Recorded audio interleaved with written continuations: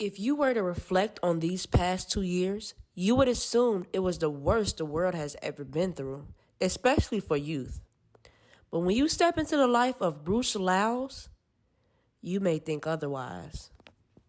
In 1967, Bruce was a senior in high school, getting ready to graduate. In January, he was sent a letter home saying that he would be drafted for the Army soon. And of course, at the time, as a student, he refused. But just a week after graduation, Bruce was drafted into the Army July 7th, 1967. My name is Bruce Lyles. I'm from the west side of Chicago, and I was born in the late 40s, 1947. And I've seen so many different things. It's my journey through life that I'd like to transform to the other people that they would understand and see what we've been through and how it's changed from then to now. Yes, so you've been on the west side of Chicago for all your life? Yes. Also, I was first as I was very young, we were living in a mixed neighborhood that my grandparents and my aunties, that's who raised us as we were younger, and they were pretty well off as a hard-working African struggling family. Yeah, I was going to the schools there in McKinley, but they got Walt Disney's picture right there, like a big old picture of him when you come in at the time at the principal's office. And this is where he went to school at, and because the neighborhood at this particular time was mostly a white neighborhood that we were raised up in. And so back then we got a couple racial slurs, but we didn't understand at the time, and we just thought that was basically like normal. So, but people treated us very, very nicely where I was raised at because of my aunts and uncle. They were more business people. And I was very lucky in that sense. That's And from there, I was in grammar school, so they saw that I was so much in love with music, and that they sent me to. Well, they bought me some drum set, which I experimented as a youngster, and I was lucky enough to I learned how to read music when I was in the 6th grade, and from there I was doing something I liked it, and that kept me out of trouble a lot. And then after I got to the 6th grade, I went to a higher instructor that taught us more so how to read and how to write music at the same. As this was our class, like an everyday class in school, and that's where we was doing a lot of music. I was musically inclined, so after that, it was so much competition where I was at. I got to meet so many young people because we lived in a mixed neighborhood. Then from the mixed neighborhood, more blacks started moving in, and from there, I realized, I didn't know at the time, I realized how much talent was in the neighborhood. So I was considered like a nerd a little bit because I thought it was because of my glasses. I thought that's what it was, my glasses. But everybody treated me pretty well the same, and I found out that they gave me a lot of respect in that sense of the word. And from there, I went to high school.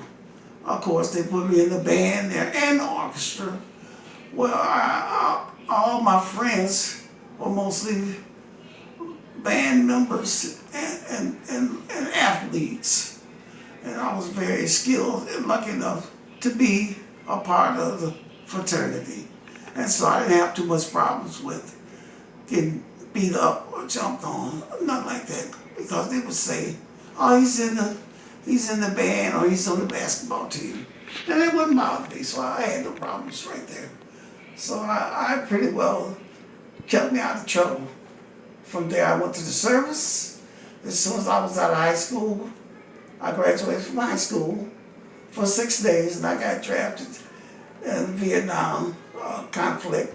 I was 19 years old, and I was out of high school for 6 days.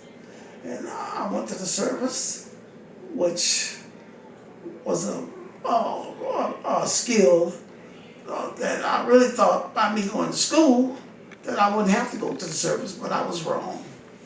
I was prime property for the service. So you had to go to the service. It wasn't a choice. Drafted. Or you was drafted. I was It wasn't no choice. no, I had no choice at all. Oh wow. And at the time, the woman that I was in love with so deeply, she got pregnant in her senior year. She was the president of her class, which was a high school called Flowers, Lucy Flowers, on the west side of Chicago. And from there, we had one daughter. What's her name? On December 16th, 1967, he got married to his wife, Gwen Lyles. And just 3 days after that, he was on the last ship to Southeast Asia. So once you got drafted, you was there for about how many years in the Army? 2. Okay.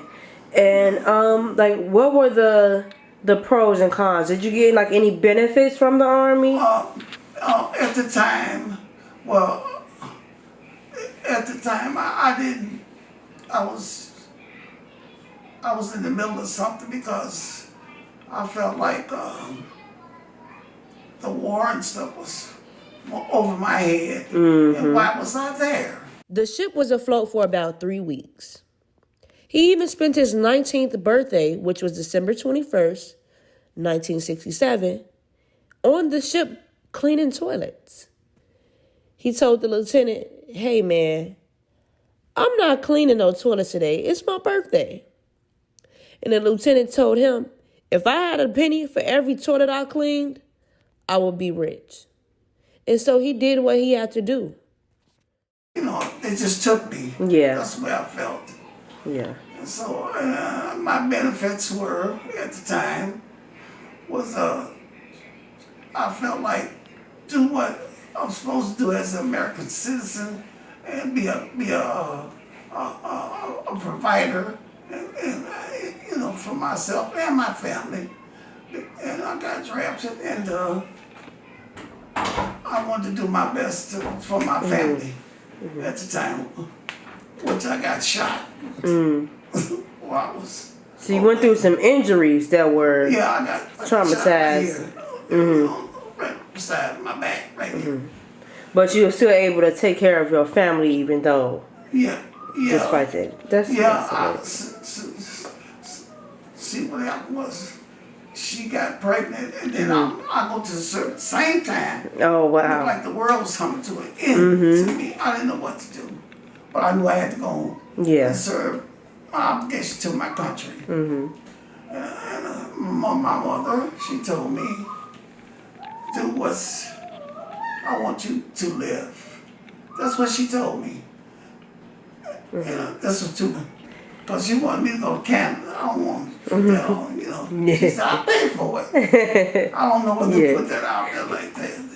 Yeah, well, we could cut that. But, I mean, that sounds like, you know, she was very caring. She cared. Was because, you know, my brother and my sisters, nobody, I was the only one to go. Yeah. Oh, wow. And she was upset. So she wanted to make sure that I come home.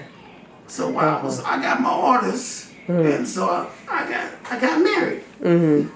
So this all happened within 3-4 month period. Oh, wow. So short of time. Yeah, and Yeah. she was 7 to 8 months. And my daughter was born February 10th, 1968. From 67, I got drafted in 67. She was already pregnant. Okay? And then she had a baby, and I was overseas when I got the letters and everything. She was born February 10th, 1967, and I was in communications. I was a radio operator, and it was what you call like a very high profile job because I was radio communications and very dangerous at the time.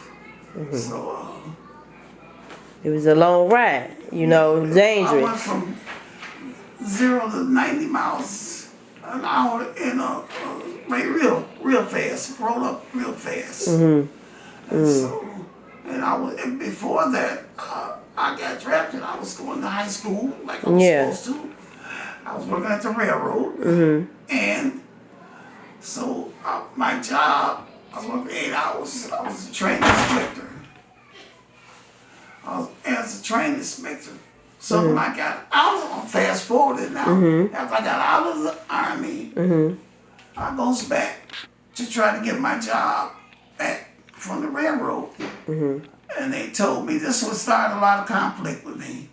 They told me that, no, you can't have your job back at the railroad because the boss's son got your job while you was out serving your country.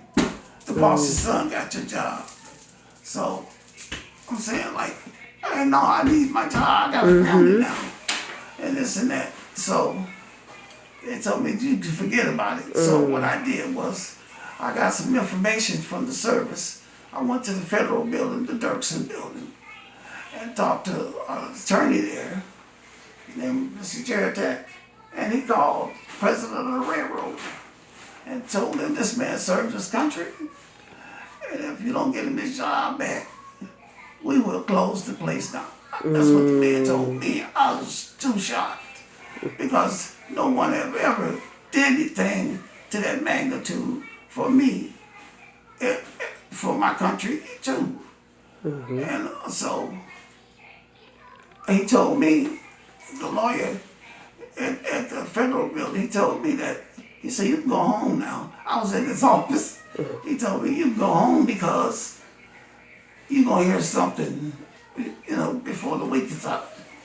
So I went home, and that same day, not the week is out, I get some phone call. I was back at home with my mom, and they called me back. Your job is waiting for you, and but you have to be on the night shift. I said, well, I worked there 2 years before I was drafted. So it was a lot of friction because, the boss's son, he had a lot of clout there, and it was in Bensenville, Illinois. And I used to go every day to school and to the railroad. What would you have wanted to learn while you was in school? When I was in school, I was majoring in business administration at Malcolm. I would tell anybody, especially the younger generation, that the main thing it is, especially with coming up through the ranks and stuff, is mainly set goals for yourself and make sure you make it strive to achieve the goals and that you're comfortable with, and with that you can do anything because that's what makes our country works. As far as I'm concerned, you don't have to be out on the corners of this and that, because the thing is doing what you enjoy doing, and you will always make it doing that. Thank you so much. We love you. You're very welcome. Thank you very much too. I'm Thank just you. glad to let somebody know And I appreciate passing it on. I'm 74 years old, and I'm enjoying my life to the max. And thank you for having me here. Thank you. Okay, my name is Bruce Lyles, and I just want to say that I was proud to serve my country, and I went through a pretty traumatic experience coming up, and it was hard, but I endured through it, and I just want to say that I'm very happy with my situation now. Now I'm 75 years old. All this happened to me over 50, close to 60 years ago. And I'm 75 now. And so I just want to say thank the people that stood by me, my parents, and all my family. I just want to say thank you. Bye. I certainly love my granddaughters, my daughters, my grandbaby, Nene, and my great grandbaby, Zelena, all of them, and they all treat me so good and with respect, and I love them, and I will always be there for them till I die. Thank you. We would like to give a huge thanks from the bottom of our hearts to Bruce Lyles for serving our country from 1967 to 1969. We can't begin to imagine the feeling that those men had to feel with leaving the comfort of their homes and love of their families to go overseas and fight in a jungle riddled with bloodshed, disease, poisonous plants, venomous animals, pain, and suffering. He is a true hero on and off the field. And we love you so dearly. Thank you for being our hero.